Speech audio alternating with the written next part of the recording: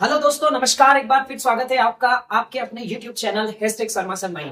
दोस्तों, आज मैं सभी 12th बोर्ड एग्जाम के बच्चों के लिए एक नया टॉपिक लेकर आया हूं, जो बोर्ड एग्जाम की क्लासेस के लिए मोस्ट टाइमली, साथ ही साथ 11th क्लास के जो बच्चे अभी एग्जाम की तैयारी कर रहे हैं उनके लिए भी बहुत इंपॉर्टेंट टॉपिक है। टॉपिक का नाम है डायमेंशनल फॉर्मूला। दोस्तों, मैंने इसे बहुत ईजी बनाने की कोशिश की है। डायमेंशंस एक्चुअल में निकाली जाती है फिजिकल क्वांटिटियों की।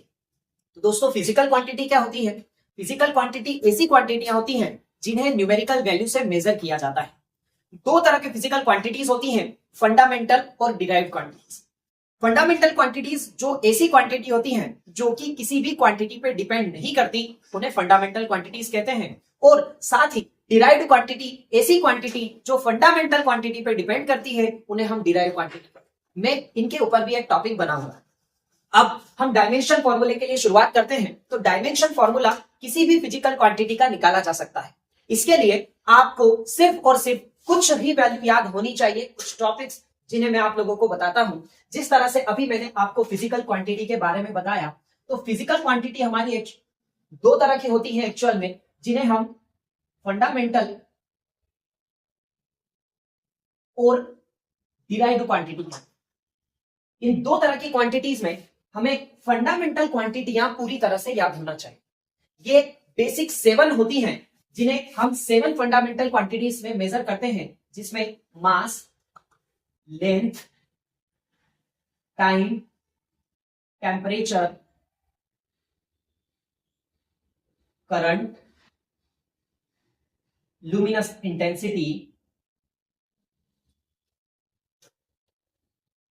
और quantity of substance.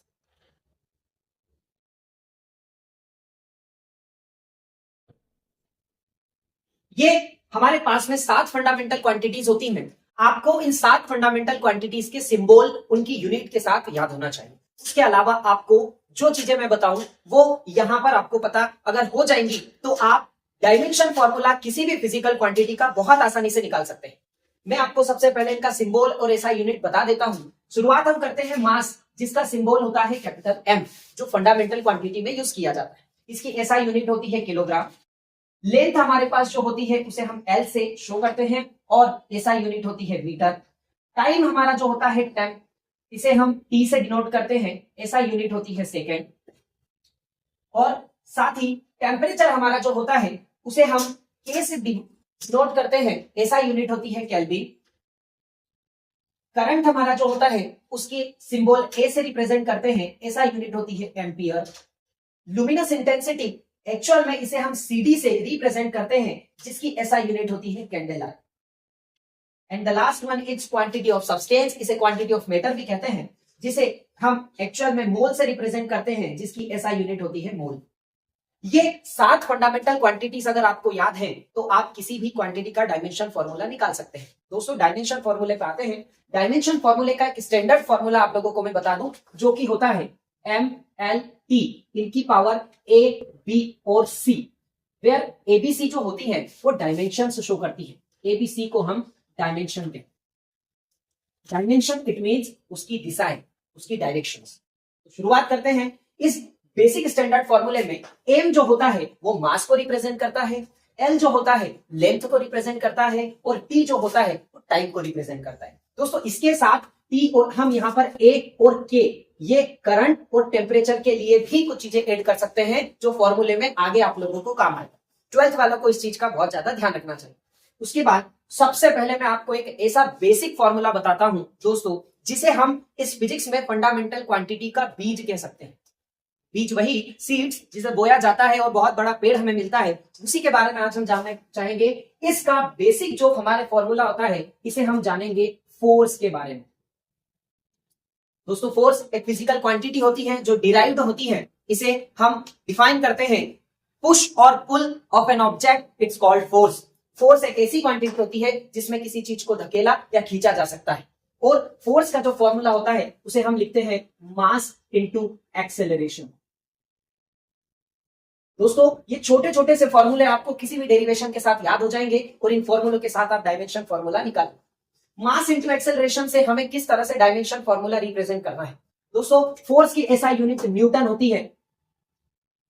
Newton actual में, और इसकी सीजीएस में जो यूनिट होती है उसे हम यहां पर ग्राम और सेंटीमीटर पर सेकेंड स्क्वायर लिख सकते हैं। दोस्तों सीजीएस यूनिट क्या होती है? अगर आपको यूनिट सिस्टम के बारे में भी जानना है तो आप कमेंट बॉक्स में कमेंट करें, मैं अगला वीडियो यूनिट सिस्टम के ऊपर बनाऊं। इस तरह से सीजीएस यूनिट, हमारे पास एसआई यूनिट, एमकेएस, एफपीएस, सारी यूनिट के बारे में मैं आपको बताऊंगा। आगे बढ़ते हैं। फोर्स का डायमेंशन फॉर्मूला निकालना है। एक्चुअल में फोर्स का सिंबल हम मास इनटू एक्सेलरेशन से रिप्रेजेंट करते हैं। दोस्तों जैसे मैंने आपको बताया, मास के लिए हमें कैपिटल एम रिप्रेजेंट करना होता है, यहां पर हम कैपिटल एम रिप्रेजेंट करेंगे। बट एक्सेलरेशन क्या होता है? एक्चुअल में एक्सेलरेशन भी एक फंडामेंटल क्वांटिटी होती है, जिसका फॉर्मूला होता है, एक्सेलरेशन को हम लिखते हैं rate of change of velocity upon time. Actual में टाइम के साथ वेलोसिटी में चेंज आना हमारा एक्सेलरेशन कहलाता है। तो दोस्तों वेलोसिटी और अपॉन टाइम से फॉर्मूला बनता है एक्सेलरेशन का। अब यहां पर वेलोसिटी जो होती है वो भी एक फंडामेंटल क्वांटिटी है, उसका भी फॉर्मूला आप लोगों को पता होना चाहिए। और दोस्तों ये छोटी छोटी चीजें अगर आपको याद है तो आप फिजिक्स के महारत हैं। वेलोसिटी का जो फॉर्मूला होता है, वेलोसिटी से हम कहते हैं भैया change in displacement upon time, और displacement upon time it's a symbol हमारा होता है डिस्प्लेसमेंट अपॉन टाइम। यहां पर डिस्प्लेसमेंट के बारे में मैं आपको बताऊं, it is the shortest distance between the 2 point, it's called displacement. ये एक छोटी सी फिजिकल क्वांटिटी है जो 2 पॉइंट के बीच की डिस्टेंस को बताती है। तो डिस्प्लेसमेंट अपॉन टाइम के बारे में अगर आप लिखें तो हमारा वेलोसिटी का जो फॉर्मूला बनता है, डिस्प्लेसमेंट को हम एक्चुअल में लेंथ हो, और लेंथ को हम सेंटीमीटर में या मीटर में मेजर करते हैं, जो सीजीएस या एमकेएस में डिवाइड होती है। एक्चुअल में लेंथ के लिए हमें जो सिंबल यूज करना होता है उसे हम एल कहते हैं, और टाइम के लिए जो सिंबल यूज करना होता है उसे हम टी कहते हैं। तो वेलोसिटी का एक्चुअल में फॉर्मूला एल अपॉन टी बनता है। दोस्तों अगर इस वेलोसिटी के फॉर्मूले को एक्सेलरेशन में रखता हूं तो यहां पर वी एल अपॉन टी मेरे पास यहां आएगा, और यहां टी ऑलरेडी एक और मेंशन है, तो ये टी और टी मिलकर मेरे पास एल अपॉन टी का स्क्वायर बनाएगा, एल अपॉन टी का स्क्वायर। एक्चुअल में एक्सेलरेशन का फॉर्मूला यहां बन जाएगा डायमेंशन। इसे हम इस तरह से एल इंटू टी की पावर -2 लिख सकते हैं एक्सपोनेंशियल रूल से, और इसको अगर मैं एक ही जगह पर अगर पुट करूंगा तो मेरे पास एम एल टी की पावर -2, यहां मेरा फोर्स का डायमेंशन फॉर्मूला बन जाए। दोस्तों ये फोर्स का डायमेंशन फॉर्मूला आपको हर जगह पर काम आएगा, वो किस तरह से आगे देखते हैं। अब फोर्स के फॉर्मूले से हम किसी भी तरह की फिजिकल क्वांटिटी का डायमेंशन फॉर्मूला निकाल सकते हैं। जैसे मैं 11th क्लास के बच्चों के लिए बताऊं, एक फॉर्मूला होता है work, work is equal to होता है फोर्स इंटू डिस्प्लेसमेंट। दोस्तों फोर्स का फॉर्मूला हमने अगर निकालकर याद कर लिया है, जो कि बहुत इजी होता है, एम एल टी की पावर -2। इस फॉर्मूले को अगर हम याद रखते हैं तो हम यहां पर लिखेंगे एम एल टी की पावर -2, साथ में डिस्प्लेसमेंट मैंने अभी आपको बताया था, डिस्प्लेसमेंट एक लेंथ होती है जिसे एल से डिनोट करते हैं, तो एल एक साथ में ऐड किया जाए, और साथ ही हमारे पास वर्क का जो डायमेंशन फॉर्मूला बनेगा वो होगा एम एल की पावर 2 टी की power -2। That is the very easy way to find out the dimension formula of work.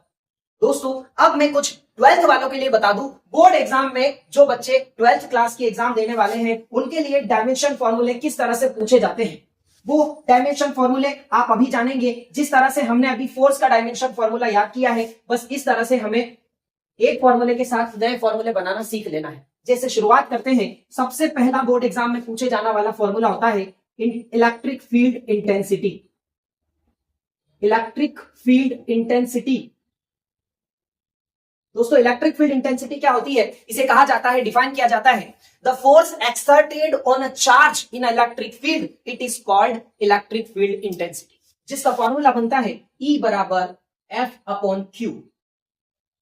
Q not, actual में चार्ज जो होता है वो यूनिट पॉजिटिव चार्ज होता है। तो दोस्तों ये छोटी सी डेफिनेशन आपको किस तरह से फॉर्मूला बताएगी, तो एक्चुअल में E का फॉर्मूला हमारे पास में F अपॉन Q नॉट होता है, जहां पर Q नॉट चार्ज होता है, और F को हम न्यूटन और चार्ज की ऐसा यूनिट कूलम, तो हमारे पास इंटेंसिटी की यूनिट होती है न्यूटन पर कूलम। इसी के साथ आगे बढ़ते हैं डायमेंशन फॉर्मूले की तरफ। फोर्स का डायमेंशन फॉर्मूला हम निकाल चुके हैं, तो ई का डायमेंशन फॉर्मूला निकालना आसान होगा, एम एल टी की पावर -2। दोस्तों चार्ज का जो डायमेंशन फॉर्मूला आता है वो आप निकाल सकते हैं चार्ज की डेफिनेशन से, I is equal to q upon t. Actual में इलेक्ट्रिक करंट की definition, electric current the flow of charge per unit time, it is called electric current. I is equal to q upon t, यहां से Q का formula निकालेंगे, आई into T हो जाएगा। आई को हम रिप्रेजेंट करते हैं, मैंने अभी आपको बताया था, करंट, इट्स कॉल्ड एम्पियर, तो एम्पियर हमारा क्यू का फॉर्मूला हो जाएगा A और टाइम के लिए हो जाएगा हमारे पास T। तो Q is equal to AT, यही फॉर्मूला हम यहां पर रखेंगे A into T. It's called, अब मुझे इन दोनों को ऊपर पहुंचाना है और E बराबर ml t की पावर -2, A और T दोनों ऊपर जाएगा, A माइनस टी माइनस 1। तो इस तरह से मैं अगर यहां पर बेस इक्वल होते हैं तो पावर सेम कर देता हूं, ऐड कर देता हूं, ml t की पावर -3, A की power -1। That is the dimensional formula of electric field intensity. दोस्तों कुछ इसी प्रकार से आप लोग फिजिक्स की हर एक फिजिकल क्वांटिटी का डायमेंशन फॉर्मूला निकाल सकते हैं। और भी बहुत सारी फिजिकल क्वांटिटी के डायमेंशन फॉर्मूला आप लोग निकालिए जो बोर्ड एग्जाम में आप लोगों को आने वाली है, जिसे मैं आप लोगों को बता दूं कैपेसिटर की कैपेसिटी, साथ ही पोटेंशियल, साथ ही आपके पास में रेजिस्टेंस, स्पेसिफिक रेजिस्टेंस और भी किसी प्रकार की फिजिकल क्वांटिटी जो बोर्ड एग्जाम में आपसे पूछी जाती है, उनका डायमेंशन फॉर्मूला आप इसी प्रकार निकाल सकते हैं। तो दोस्तों ये थी एक बेसिक और मोस्ट एमपी ट्रिक फिजिक्स के एक टॉपिक की। हम इसी के साथ शुरुआत करते हैं नई चीजों का धीरे धीरे। तो दोस्तों अगर वीडियो पसंद आया हो तो लाइक जरूर करें और कुछ इसी प्रकार के नॉलेजेबल वीडियो जो आप लोगों को फिजिक्स का नॉलेज दे सके, जानने के लिए चैनल को सब्सक्राइब करें और बेल आइकन को दबा दें ताकि आपके पास जल्दी से नोटिफिकेशन आ जाए। Thank you so much. जय श्री राम।